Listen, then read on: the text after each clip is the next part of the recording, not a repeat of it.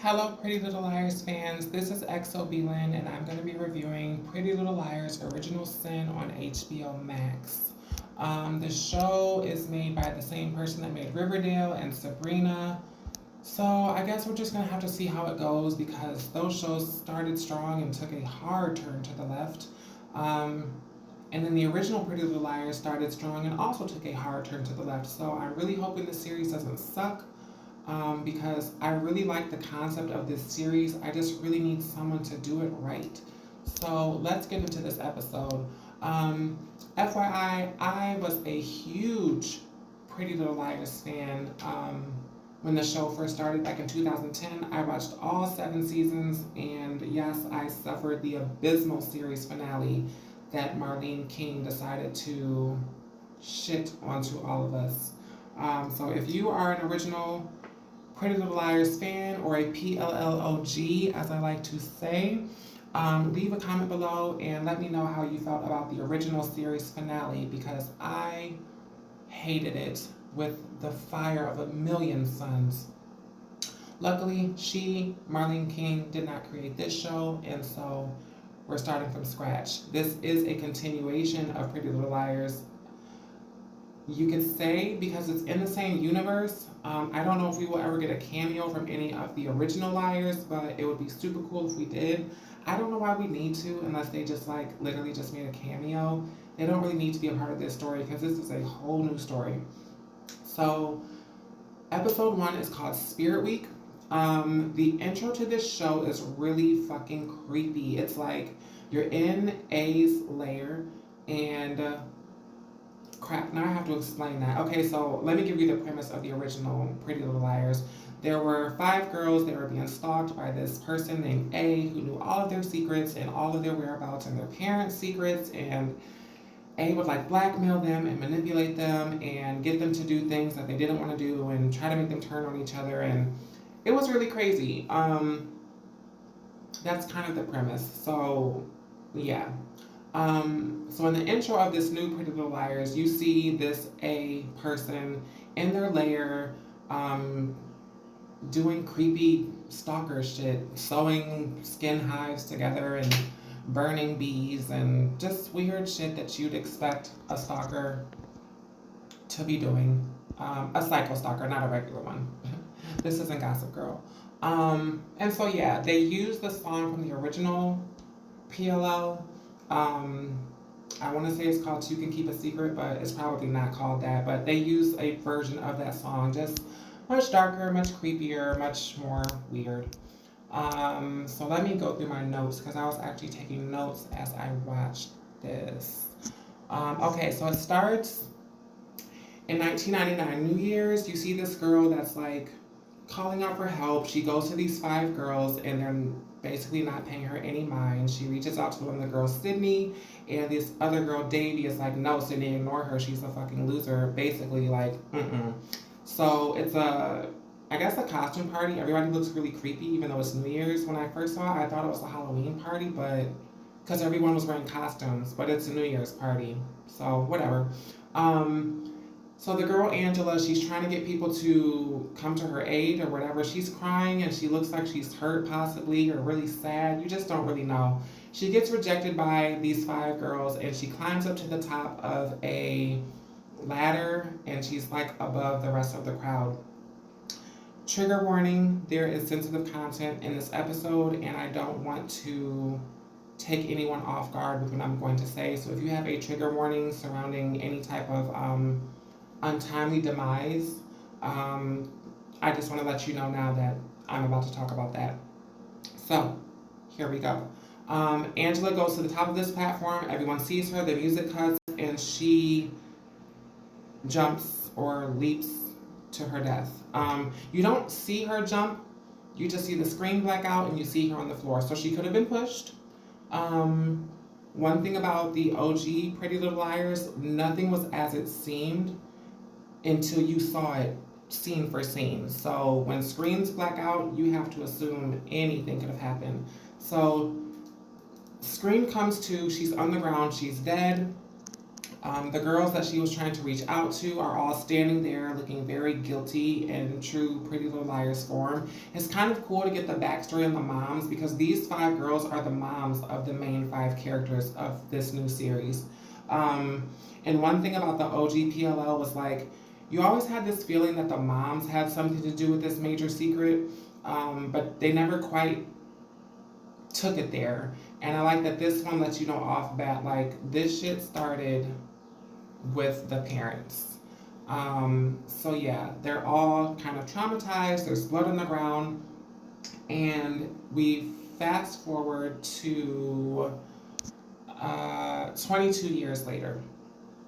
So we meet Imogen. I want to say these girls are sophomores, juniors. You never really know with these shows. Like, these girls look super grown and developed, but they're in class and they have homework. You know they're not seniors because no show is about high school seniors. So I'm going to say that they're sophomores or juniors. It's like young enough to be under their parents' household, but old enough to be sexually active and have smart ass mouths. It's just how these shows are made. So we see Imogen having dinner with her mother, Davy, and they're discussing Imogen's friend Karen that's about to come over because for whatever reason, Imogen and Karen, they fell out and Karen is just coming to get her stuff. I guess they used to be really good friends and now they're not. So Karen's coming to get her stuff. Imogen gets up to get the door and you see that she is, 5 months pregnant? She goes to get the door and in walks Karen. Now, off bat, Karen, if you guys hear me clapping, it's me moving my hands. I talk with my hands even when no one can see them, so don't pay me any mind. You see off bat that Karen is very reminiscent of Allison.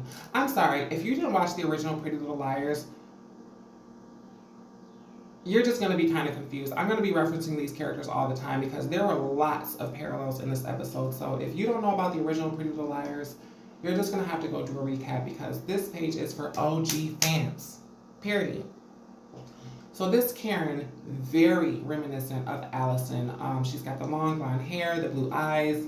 She's a bitch, and she pretends not to be, but she's clearly a bitch. So she comes in, she tells Imogen, like, hey, I can't stay long. Greg is in the car. Like, let's just get my stuff so I can go. She also hands Imogen's mother a note that she says was taped to the door. The girls go upstairs, the mother stays behind and opens the note, which is the first A message of this series. In the envelope is a flyer to the New Year's party that Angela died at.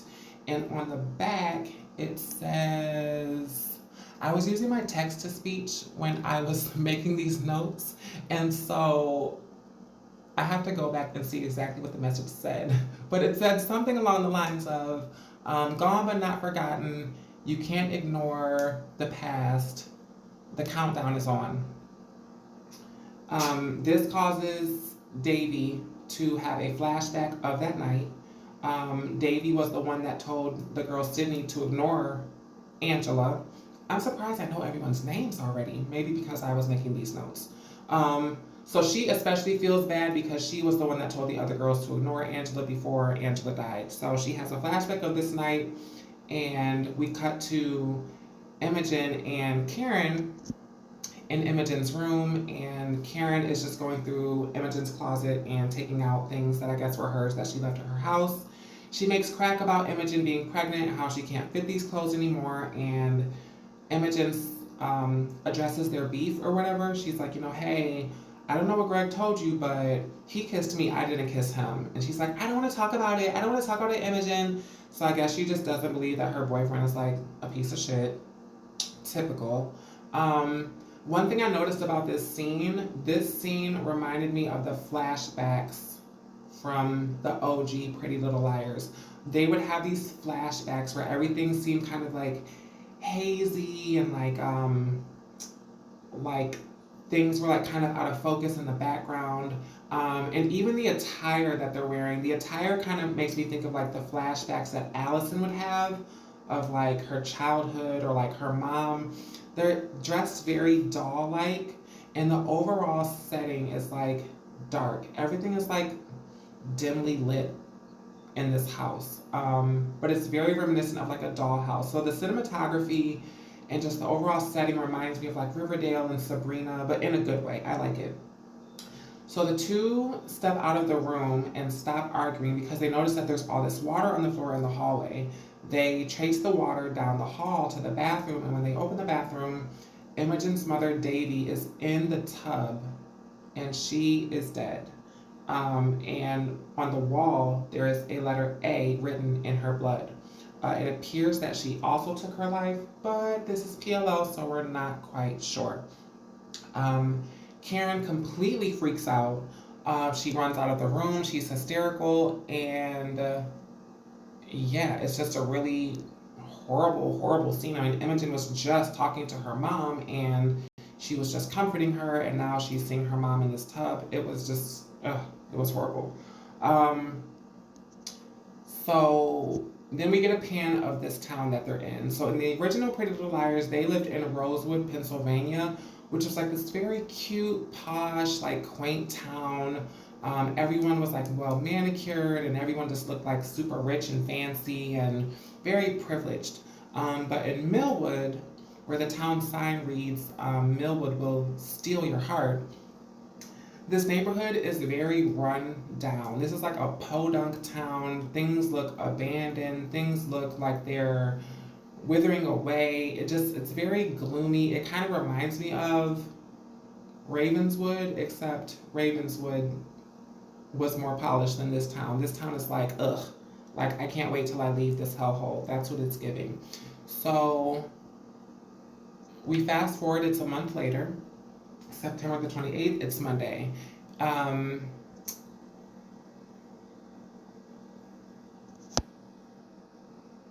Imogen is staying with Sydney, who was her mother's friend.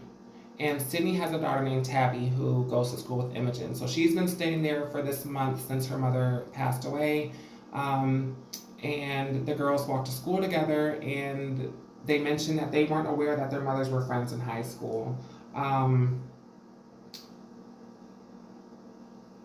Which is reminded me of the original Pretty Little Liars, how after the Jenna thing happened, the the five of them, they kind of split up as friends after that. And so with this series, it's kind of like the Angela thing. Like after that happened, the five of the moms like split up and they weren't really friends, to the point that their daughters go to school together and don't know that their mothers were friends. So I kind of liked that parallel there. So let me go through my notes, see what else I have.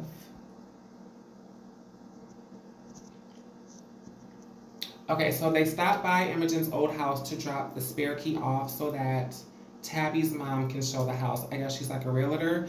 And when they drop it off, you can see that there's somebody inside of the house watching them. I'll note now that in the intro, you see like a glimpse of A, but they're wearing this like weird Saw Leatherface looking like costume. It's really creepy and you can't really make them out. They're like wearing a wig and you can't tell if it's a man or a woman. They just look like, it really reminds me of Leatherface, honestly.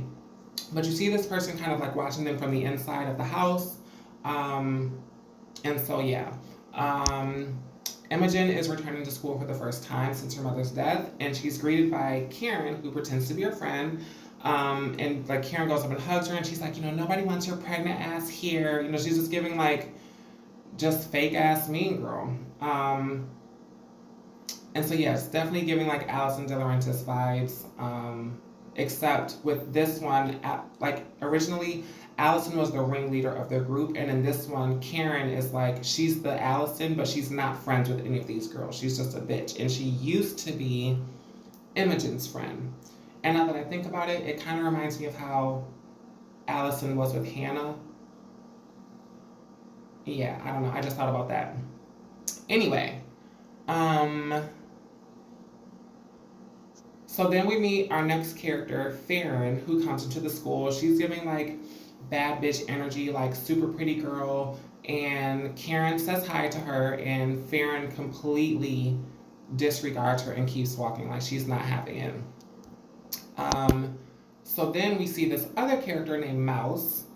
She's another one of the main girls, and Karen tries her bullshit with Mouse, and Mouse is like, "Girl, fuck off." The reason that everyone keeps running into Karen is because she's like in the main hallway of the entrance because she's running for Spirit Queen because it's Spirit Week at their school, and Spirit Week is the name of this episode. Um, and so one by one, she kind of encounters our five girls, and one by one, they're kind of like giving her their ass to kiss and basically letting her know, like, you're not getting my vote. Fuck you. Um, so then, as Mouse is like giving her the finger and running off, she runs into our next liar named Noah. Noah is wearing an ankle monitor, and we see her submitting a urine sample to the school nurse. She sees Karen in the office and talks to the nurse for a minute, and when she leaves out, we see that like she kind of drops her like bad girl facade, and she's kind of more irritated, or not irritated, like she's concerned about her ankle monitor. She's kind of over it.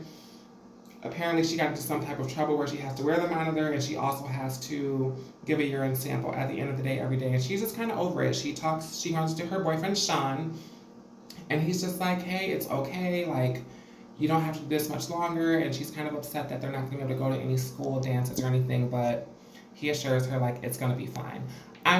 It might seem like I'm giving a lot of insignificant details, but with shows like this, if this show is the way that I think it is, I feel like these details are going to make sense down the line. And so anything that I felt like it needed to be noted, I noted it. And so, yeah, they make plans to go to her house later. So a note that I had was that the atmosphere of this school is very dark, like Sabrina. I believe their school colors are black and red, and like all the lights have like these like red shades over them. The whole school just looks like, I don't know, like a vampire scene. So there's just like a lot of red light being cast from every direction. Let's see what else we have here.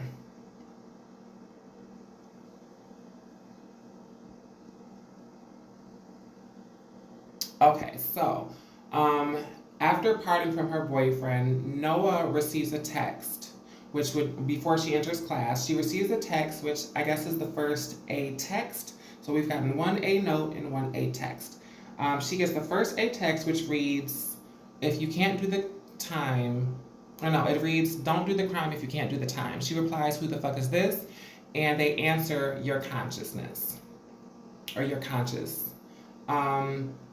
Yeah.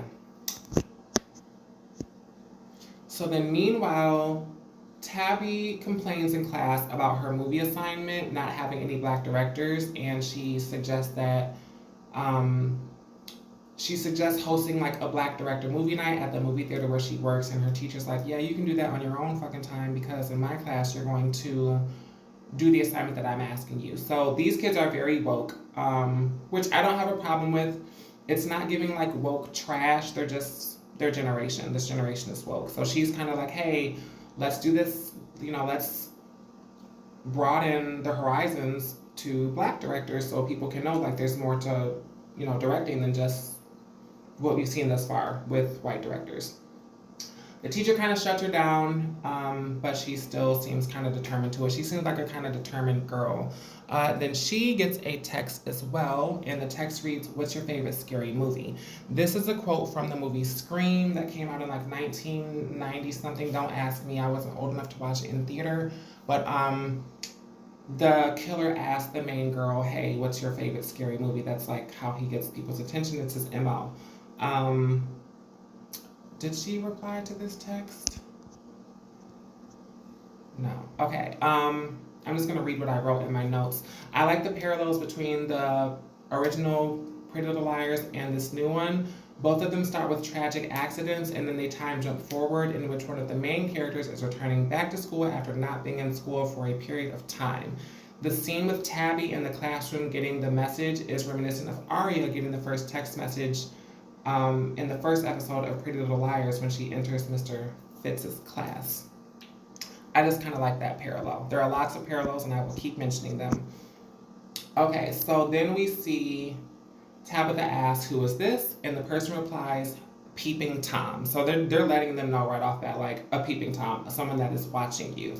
Meanwhile, in Imogen's class, the teacher is discussing Hawthorne and the symbolism, specifically the red letter A worn around her neck, the symbol of being a sinner, which obviously is a clue because the A's are always in red, and sin, original sin. So that also reminds me of the original Pretty Little Liars, where the teachers, specifically like Ella Montgomery and Ezra Fitz, they were always like teaching something in class that had something to do with like lying and sinning and like something connected to A.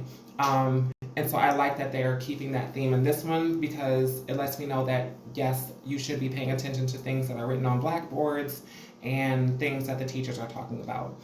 Because all the teachers in this show just seem pretty sketchy to me so far.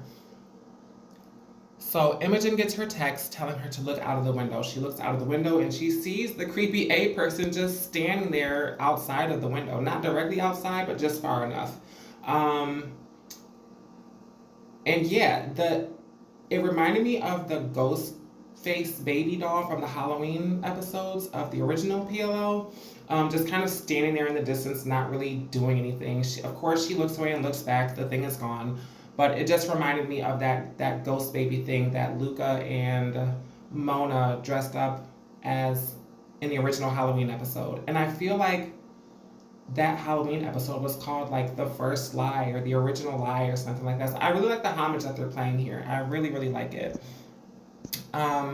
So then we cut over to Mouse, who's in a classroom by herself, and she gets a message asking, can Minnie Mouse come out to play XOXO Mickey? Mouse's backdrop is a rainbow, symbolizing that she's more than likely like an LGBT character on this show. Nice and subtle. It wasn't some like grand announcement. We're a smart audience. We can put things like that together. We don't need it explained to us. So I like that they just made it really subtle. I caught it. If you didn't catch it, that's what it was. Mouse does not pay the message any mind. She blocks the person and she doesn't really seem to want to be bothered at all. Meanwhile, we cut over to Farron, who is in ballet class, and the ballet instructor is letting them know which roles they got for the play The Black Swan. Farron is picked to be the Black Swan, and Karen, I'm going to try to really enunciate Karen because there's Karen and then there's Farron. Karen is the bitch and Farron is one of the main 5 Little Liars. So Farron is told that she is going to get the role of the Black Swan, and Karen doesn't get the role that she wants. The instructor for the ballet, whatever her name is, she reminds me of Allison's mother, Jessica De Laurentiis. She reminds me of her. She's like very pristine. Her hair is like in this like super clean roll. She just seems really kind of off, but bitchy at the same time. Another note is that the Black Swan was actually a major theme in the original Pretty Little Liars. There were lots of references to it. There were lots of fashion references to it, specifically around Aria Montgomery, hinting that she might have had some type of split personality. There was a lot of like ballerina imagery and literal swan imagery in the original. So them jumping into that in this, it's cool. And it kind of makes me wonder, like, okay, maybe there's something going on with Farron that we don't quite see. So Karen goes to Farron and gives her this fake congratulations for getting the role. And she kind of insinuates that, hey, maybe you're getting the Black Swan role because you're black. But she doesn't say black outright. She just kind of hints at it. And that kind of lets me know that Karen is, in true fashion, a bit of a racist. And Farron is just like, okay, whatever. So shortly after, Farron gets an unknown message as well stating that you're gonna slay as the Black Swan. She looks up and she's like looking around the room and everyone's kind of on their phone. It's like you don't really, like when you get a weird text and you're surrounded by people on your phone, like that are on their phones, like you can't possibly know who it came from. But the fact that she just got that role, she's kind of thinking like, okay, well, I just found out I got this role, so someone in this room must have sent this to me. But it's ballet, so people can be very catty and cutthroat, so she doesn't really know what to make of it. Um, she replies, "Thanks, but who is this?" And the message replies, "Your number one fan."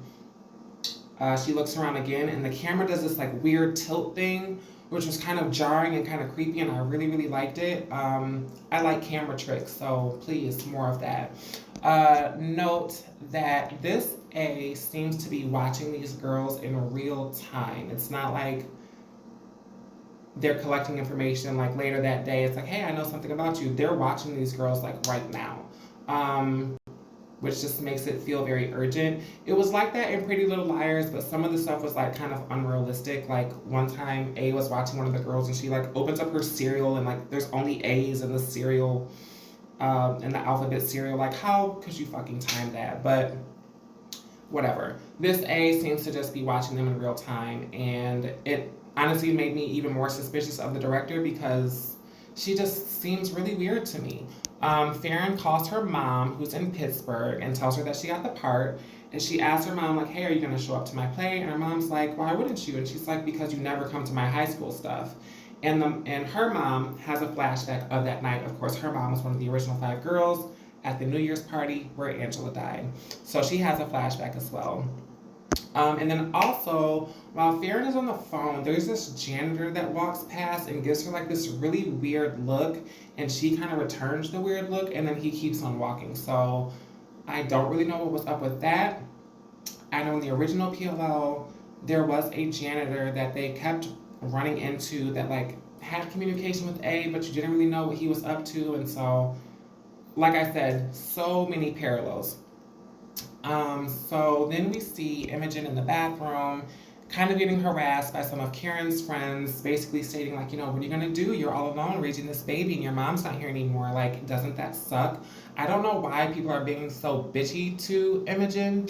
I really don't. Maybe because she allegedly crossed Karen, maybe because of whoever the father of her child is, but there's a lot of like hate going on around her for some reason.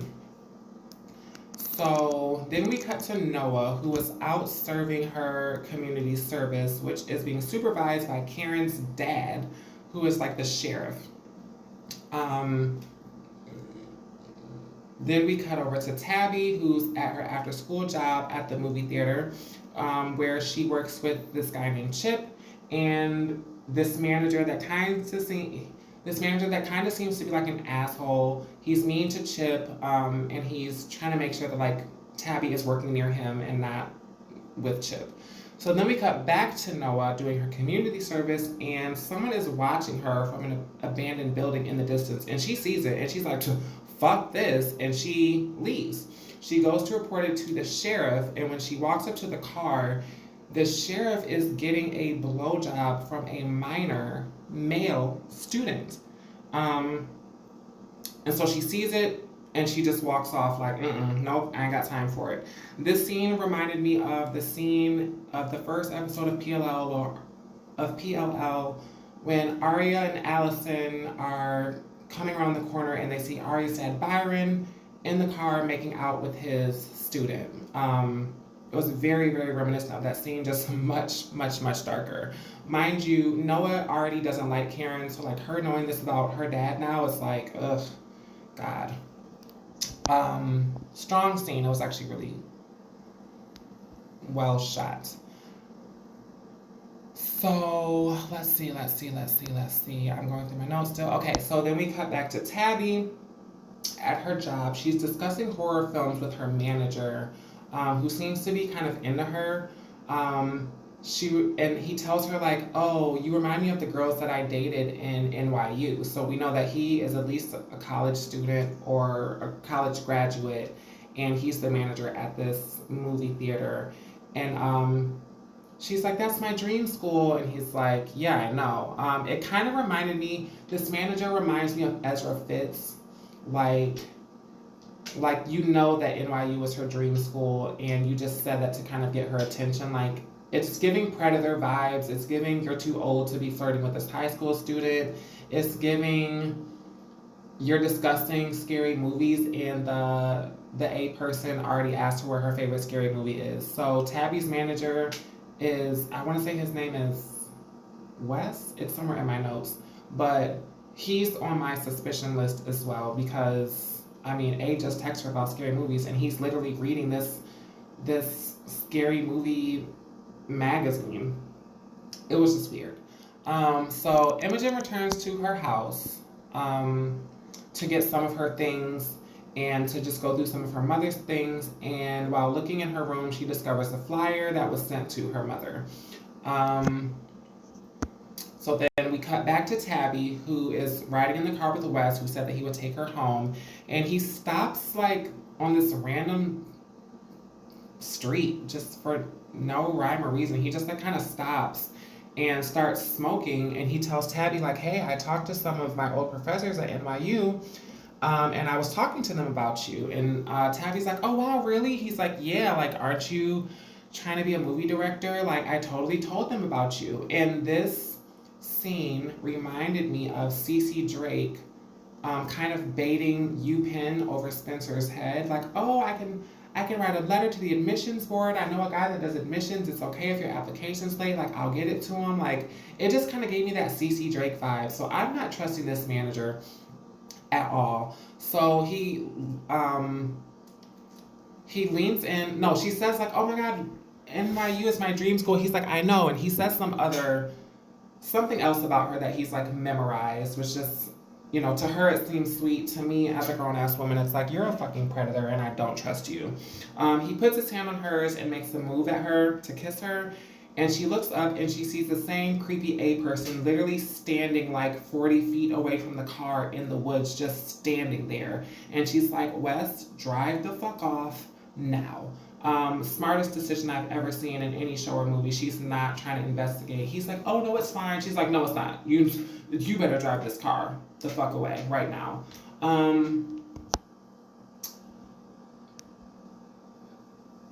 So yeah, this is the same figure we saw outside the classroom. This is the same person we saw in the abandoned building where Noah was doing her community service. And I just find it really suspicious that Wes stopped the car right there in the middle of nowhere, where this person just so happens to be standing in the middle of the road. That's too much of a coincidence for my taste. And I feel like he is working with this person, or he took her there to, one, make it seem like, oh, remember we both saw this person together, and two, to alert her that this person is watching. Either way, I don't like it, and I do not trust him. So Tabby gets home. She says nothing about this to her mom. She goes up in her room, and she takes out this.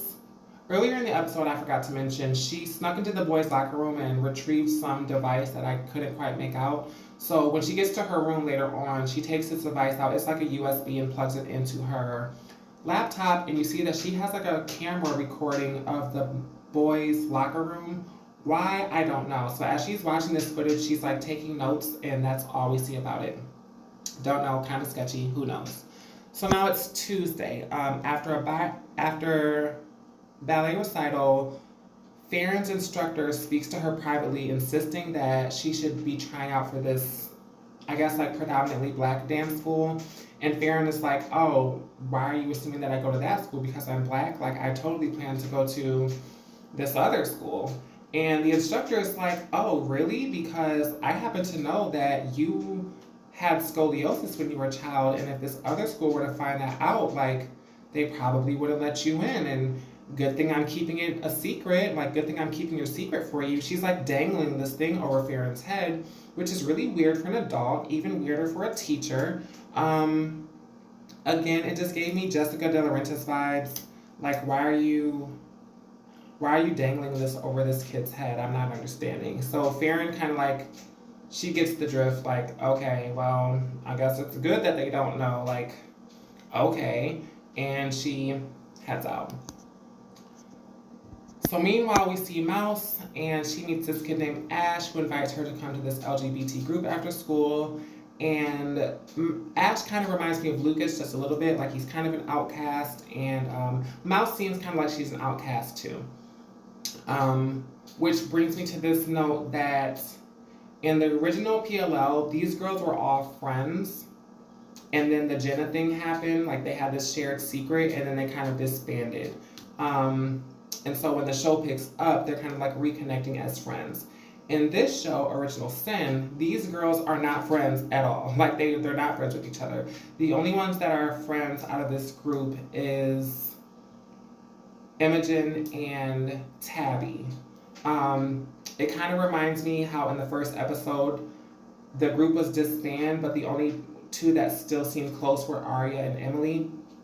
So Imogen and Tabby are the only ones that are friends. The other girls are not friends with each other at all. Mouse had bumped into Noah and barely knew her name. So I kind of like that because you get to see how these girls become friends, but then you'll also see that they have reasons to not be completely honest with each other. And one thing about the original show was that these girls were like, they were childhood friends and they're reconnected, trying to figure out who this stalker is, and they just kept lying to each other. And it's like, if you guys are friends and this person is stalking all of you equally, why the fuck are you lying to each other when this person is literally using your lies against you to blackmail you? Stop fucking lying.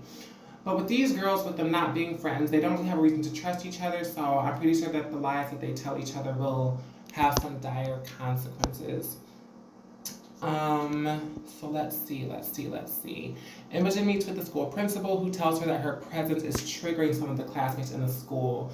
And it's just clear that a lot of these students just don't want her here. So when Imogen asks who these students are, she finds out that it's Karen and her boyfriend Greg. So she goes to the cafeteria and she confronts Karen like, you fucking bitch, like what the fuck is your problem, basically. And she hints at Greg like, why don't you tell her what really happened?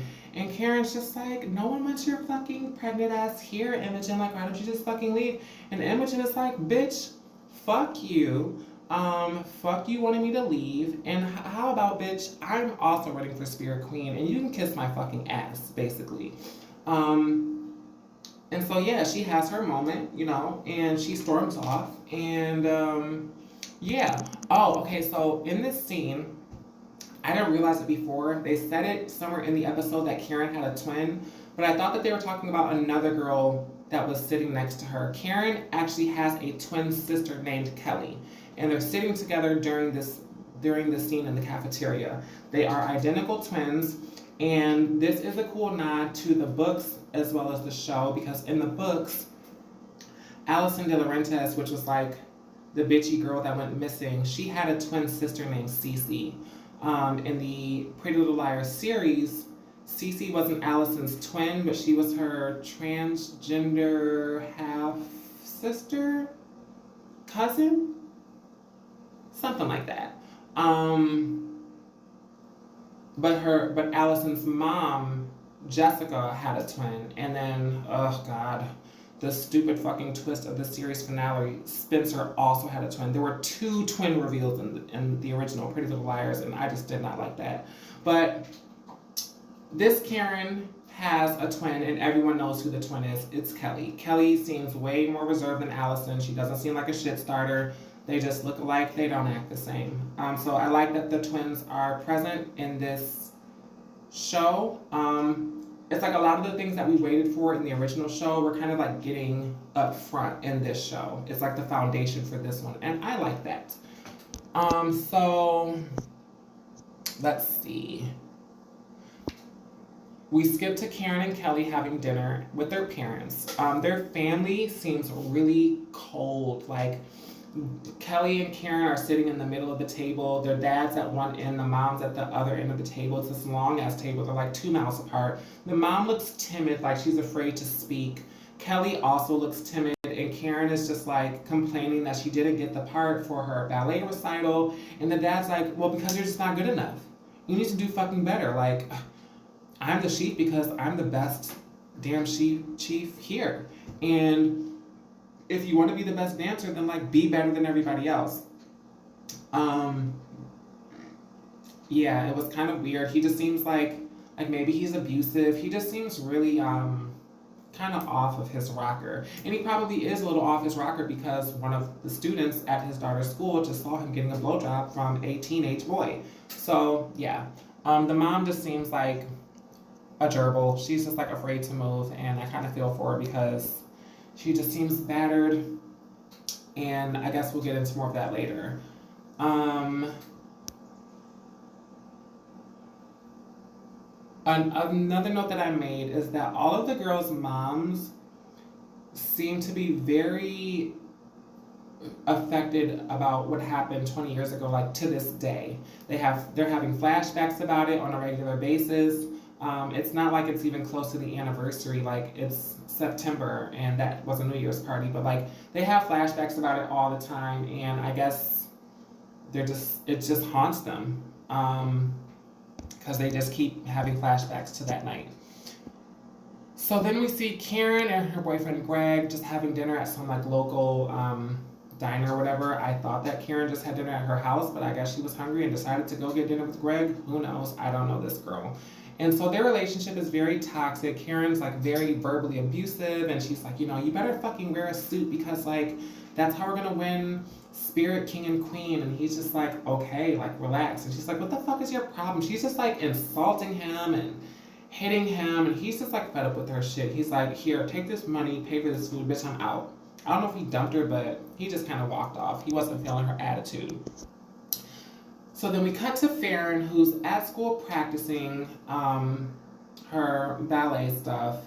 And as she's twirling around, she sees the creepy A character in the distance. She twirls again and the character is gone, of course. She goes to look for the character, and who does she bump into? The weird instructor lady. Like, why are you here? And did you not just see that creepy leather-faced bitch scurry down the hallway? Yeah, that's why she's suspicious to me. I just don't trust her. So then we see Imogen and Tabby at Tabby's house later on, and Imogen is telling her that, hey, I went and stopped by my house and I found this flyer from my mom's party back in 1999.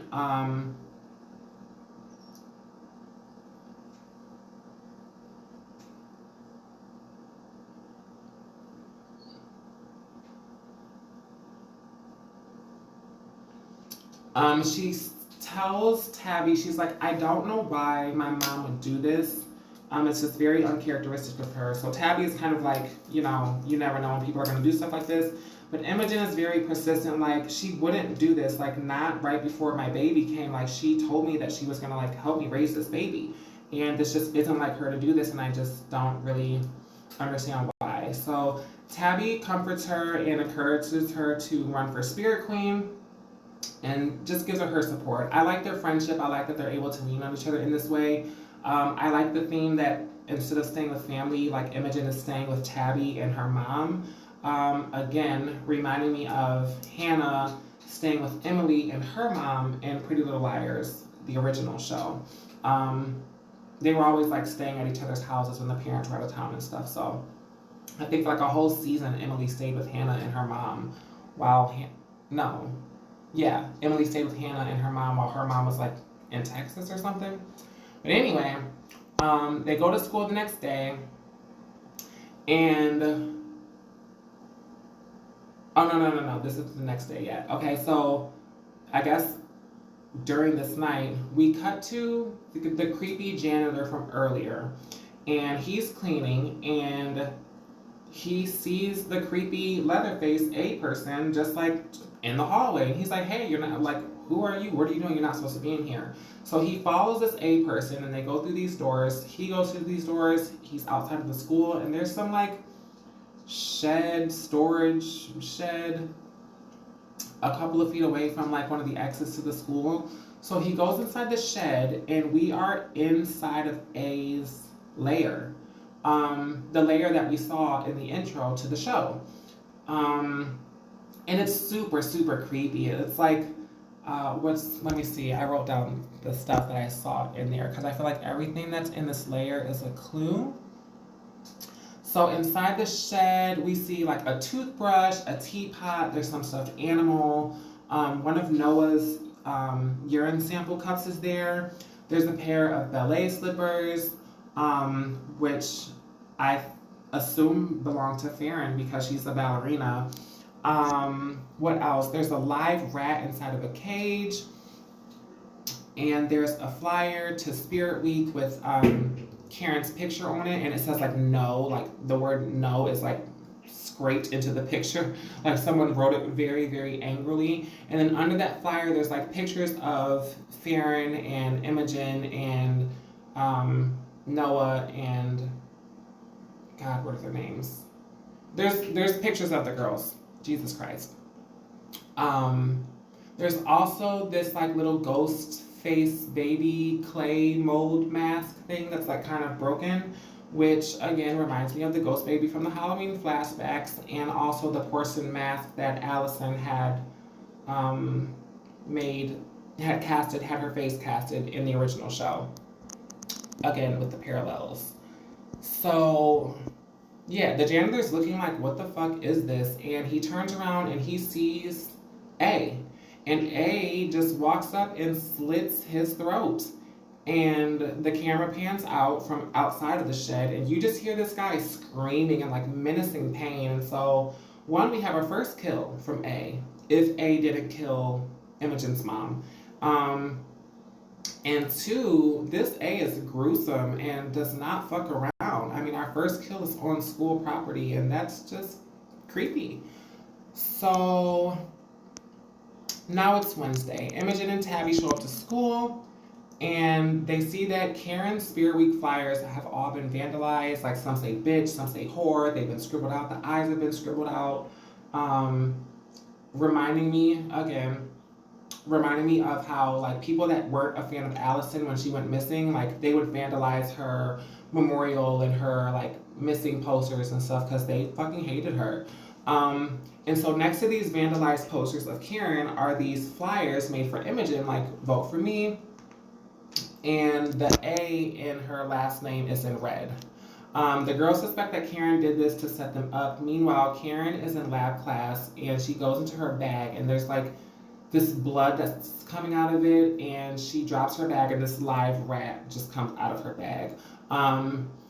That reminds me of Spencer finding blood in her bag in the original series when she was in London visiting Melissa, and I believe A put dead animals in one of their lockers or something. But yeah, so she freaks out because of the blood, and we cut over to Mouse, who's told like, hey, the principal wants to see you because you're being accused of putting this rat in Karen's backpack. And Mouse is like, what the fuck? So she goes to the principal's office. Meanwhile, we cut over to Noah talking to the school nurse, and the school nurse is like, hey, your urine sample, it tested positive for cannabis. And Noah's like, what the fuck? So then we switch over to Farron, who is practicing her ballet recital in front of the other students, and all of a sudden, Karen starts screaming in pain, and there's a razor in her ballet slipper, and she immediately blames Farron, and the instructor is like, Farron, how could you? Go to the principal's office. And so this lands all 5 girls in detention, and for the first time we see them all on screen together. Imogen is convinced that Karen screwed with her own posters and made the fake posters for her. Karen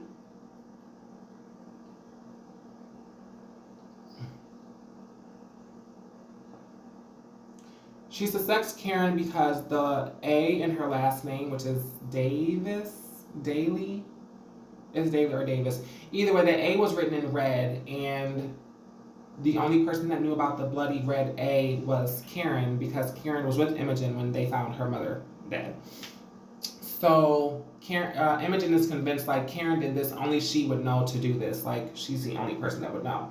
I guess this does kind of make me think that A killed her mom and that she didn't kill herself because, yeah, Karen obviously didn't kill her mom. She was in the room with Imogen when the death happened. So while in detention, the 5 girls kind of put it together that Karen is the reason that they are in there. Imogen and Tabby are being blamed for the posters. Farron is being blamed for the razors. Mouse is being blamed for the rat. And Noah had tested positive for cannabis in her urine. So Noah's like, well, why would Karen come after me? And Imogen informs her because you're dating Sean, and Karen really had a crush on Sean before she got with Greg. So our 5 girls agree that Karen is the reason that they're there, and they plot to get revenge on her. And they're like, well, what do you suggest? And then Imogen's like, we're gonna kill Karen, and then the whole thing fades out. I like that we didn't get the girls together until the end of the episode. I actually really enjoyed this episode. I'm gonna watch it like a normal person now because I was like watching it, taking notes every 5 seconds. But I'm gonna watch like a normal person and just enjoy the episode. But I really, really, really like the show so far. The acting is strong. It doesn't feel cheesy. It doesn't feel Riverdale-y or Sabrina-y. It just feels like its own thing. But it definitely is paying homage to the original Pretty Little Liars. So I'm gonna give this. I'm not gonna rate. I hate rating things. I like the episode. Um, if you watched it or once you watch it, let me know if you see any more parallels or like any clues that you see in the background. I'll probably notice those things as I rewatch, but this was just a overall review of the first episode. So this is my first time doing anything like this. My voice is actually extremely tired because I'm not used to talking for this long. But let me know how you like the video, things that I can improve on or whatever. I promise as it goes on, I will try to stop making references to the original Pretty Little Liars. It is just very, very, very hard to do that because I was obsessed. I was so obsessed with that show. I used to watch shows like a normal human being that breathes air and drinks water, but Pretty Little Liars literally changed the way that I watch television. And for this show to be happening now, I feel like it is a second chance for this show to be the phenomenon that it was truly meant to be. So if you like these reviews and you want more, like, comment, subscribe, and just let me know what you think. Until then, XO, b-lin, I'll see you guys next week for episode 2.